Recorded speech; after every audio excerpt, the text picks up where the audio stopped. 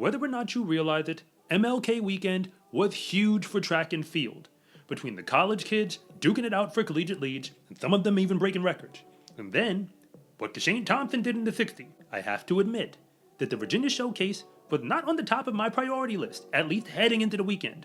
I actually said, the only way that I stop what I'm doing to make a video for the showcase is if you go out and break a high school national record. Andrew Salvadon took me literally, but that was on Friday. And from that point up until now, 3 more records have gone down. For all I know, it could have been more than that. I just got tired of Googling it, so I'll have to cover it at another time.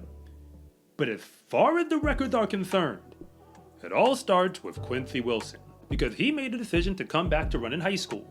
After going to the Olympics, the youngest man to ever represent Team USA on that stage. He made the 400-meter final at the Olympic trials, and then represented in the prelims for the mixed relay. The same mixed relay team that eventually got an Olympic gold medal. So yes, Quincy Wilson, who is still a junior in high school, is an Olympic gold medalist. And he came back to high school to keep running. So of course we expected national records to go down, as long as he was on the track. Though it's actually very ironic that the national record that he took down happened to be for the mixed relay at the high school level, which I didn't even know was a thing, at least up until now. He led the Bullis school to a victory that not only broke the national record, but it was a record that Bullis already had from the past, by over 8 seconds. To clarify, nobody else in that field was within 20 seconds of that roster. I'm not making this up. To be 100% honest with you, I am the guy who does high school national recruit rankings to figure out who is really the best across every single event. So when it comes to national records, specifically in a relay at the high school level, I've generally figured out the formula. For the most part, you're not going to break a record in a relay if you don't have 4 legitimate D1 prospects on your high school relay. But one of those athletes probably needs to be a top 10 recruit in their class. Normally, they're a junior or a senior.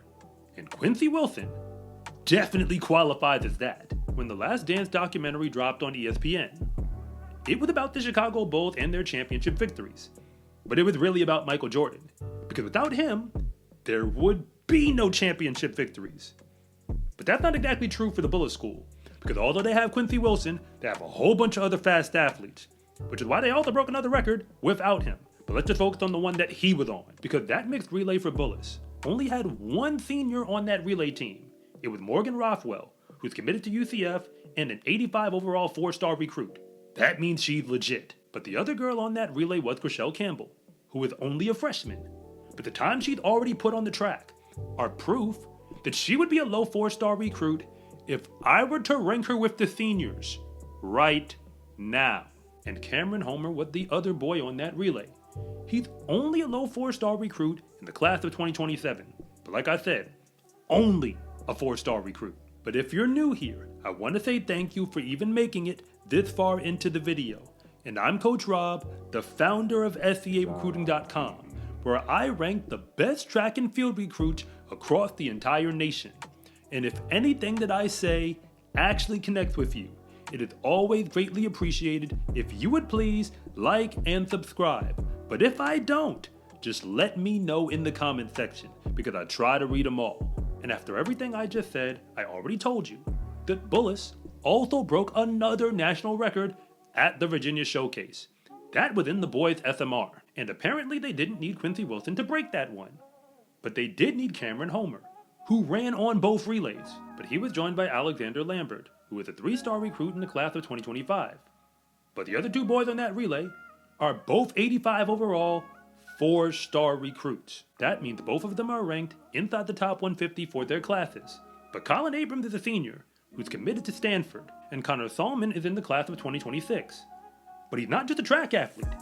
He's also a 4-star recruit on the football field. Once again, I'm not making this up. Simply put, if you step on a high school track to run a relay against the Bullis school, you're basically racing against a legitimate D1 program. But remember, it's still a high school meet, technically. If Quincy Wilson happens to be on the track, you're going against an Olympian. because the only way you have a prayer of beating him is if you are a 5-star recruit yourself. Just ask Andrew Salvadon. But the boys of Archbishop Carroll decided that the Bullis school was not the only program that could go out there and break a national record for a relay, which is why they did it in the 4x2. And remember when I told you that the formula to break a national record in a relay was probably going to require you to have a 5-star recruit? I'm talking top 10 in the nation on your team. That's what Archbishop Carroll has in Jake O.D. Jordan.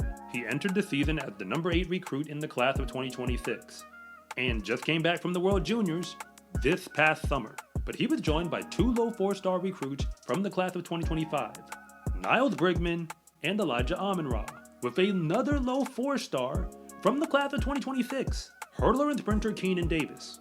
The truth about the Virginia Showcase is that meet is definitely properly named. They call it a showcase for a reason, because the people who are going to be in the winner's circle for any of those races are going to be some of the best that you're ever going to see at the high school level.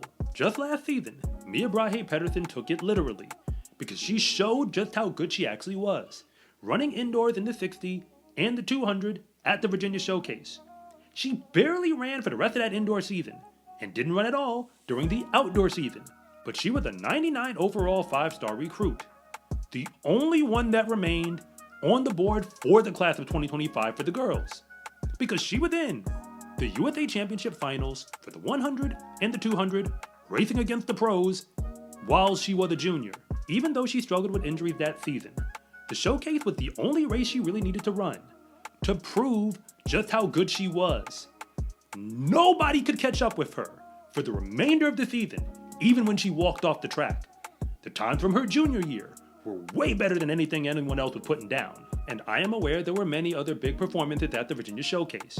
These are just the ones I had time for to address immediately at the moment. But in track and field, if you really want to be the best, you're going to have to go out there and beat the best, which means you're going to have to be on the track racing against them. And according to the Virginia Showcase, the only way you're likely going to win is if you can pull off a high school national record to back it up. If you actually made it all the way to the end of this video, I do have to admit that thank you doesn't do it justice anymore, because you are a real one. And if you want more from me beyond this video, on SCArecruiting.com, you can get a ton of resources, like my free recruiting guide, online courses, and much more, including the option to meet with me one-on-one, where my specialty is helping you figure out which schools might actually be the best fit for you. And if nothing else, and you really just want to see more content like this, it is always greatly appreciated if you would please like and subscribe.